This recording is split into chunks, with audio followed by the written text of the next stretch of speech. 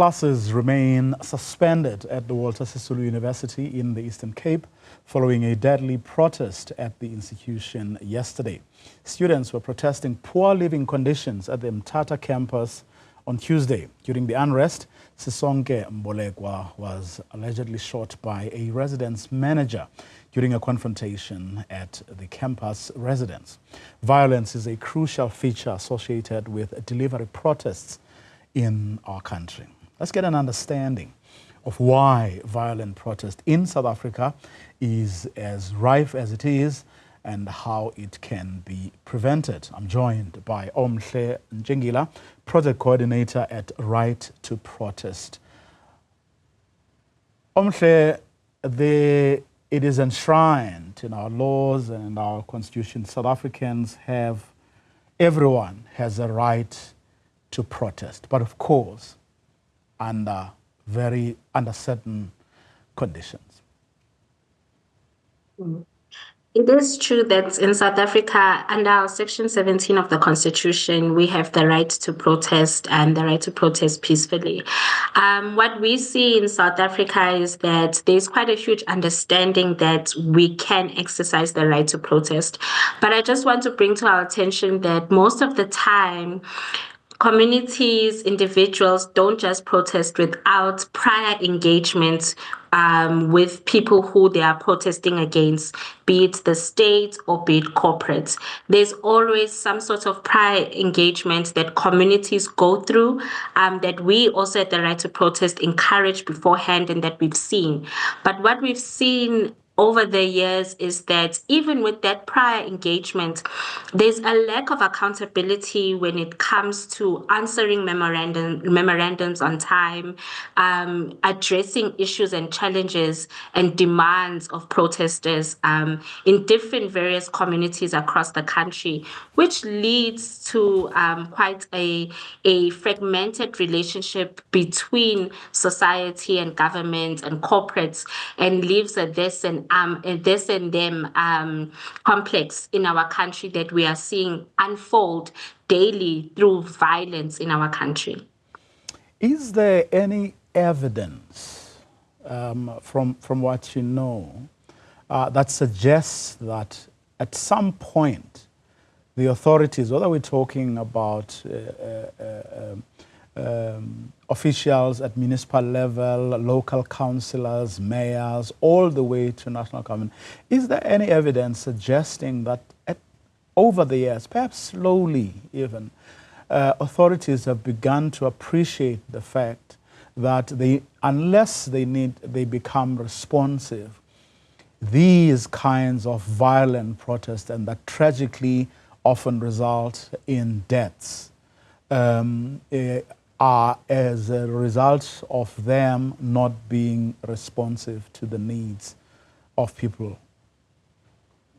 So what we've seen is that when we just look at protest history over the years, violence has always been part of our protest history, unfortunately, given the fact that we come from a very vile and cruel and violent history that comes with the legacy of colonialism and apartheid.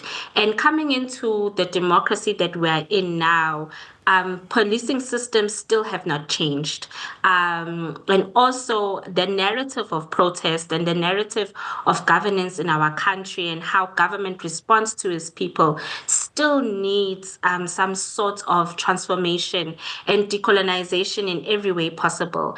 And then what we see is that a government that is unresponsive to service delivery, not only just higher up, but we're seeing this in all pockets of government as well, because universities still belong to the state as well. And what happens then is that this unresponsiveness does cause the violence, because there's some level of frustration that is coming from communities, that is coming from activists who themselves are looking for a better livelihood. I don't think anyone just wakes up and wants to burn a tire just for the sake of it, or barricade a road just for the sake of it, or be at a protest knowing very well that they might risk an injury or lose their life at the hands of the police or the private security. But it's because people are looking for change, people are looking for something more. And it is very important for government to note that they also play a role in violence during protest. And that role is that how are they responding to communities? How are they also transforming how public order policing does its work? Are they monitoring? Are they evaluating? Are they changing strategies? Are they also finding new ways of communicating their challenges with governing in the country with communities? Or is there just a lack of care? Or is there an intentional project?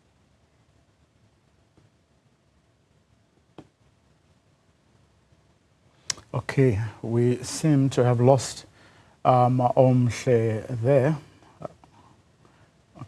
Omhle, I'm hoping that you are indeed back. The reason I was asking that question, because I think often when we're having these conversations, we lose sight of certain things. And hence I was asking someone like you, who has been operating in the space, your organization has been leading in this conversation, Hence I had to ask you whether you think from your vantage point, politicians in particular are in fact alive to that reality, the reality being that communities respond like this with violence only after engaging and not actually getting results. You know, and I mean, today the president is in the Eastern Cape. He was talking about spatial segregation left by apartheid, the apartheid regime, right? Because the apartheid regime was deliberate about what it was doing. It had laws that were not progressive at all. You know, it was a far cry from what we have right now. Progressive laws, systems in place, but in spite of all of that, you still have people feeling that they have to embark on violent protests in order to be heard. Definitely. I think, you know, the legacies of apartheid in our country are still very prevalent, and we see it in our everyday lives. However, when there is a lack of addressing these legacies and a slow pace coming from government, this is when the frustration comes out of people. And I do believe that politicians are very aware and they are alive to the situation on the ground. But people do use their politicking and their own politics and agendas to continue to suppress communities, but also to suppress dissent, because it does not play in their favor when it comes to greater popular, challenges that our country is facing. So it's not that politicians are not aware of what's happening on the ground. They are very much aware, and they also use these tools of violence during protests to silence communities and to silence dissent and to continue this frustration for their own political agendas as well. But when it comes to, maybe I should say, next to the politicians are, of course, your public servants who have to deal with these situations, the police, the army, nurses, teachers, everybody. And in this instance, in the context of what is happening at Walter Sisulu University, I listened to the district commissioner of police yesterday saying if the situation continues to be violent, then the police will be, and this is the word he used, forced to use violence or to respond as such. Which then means, that there's that culture. He seemed to suggest that was the only way they can, that's the only way they can respond. If, in other words, violence being met with violence.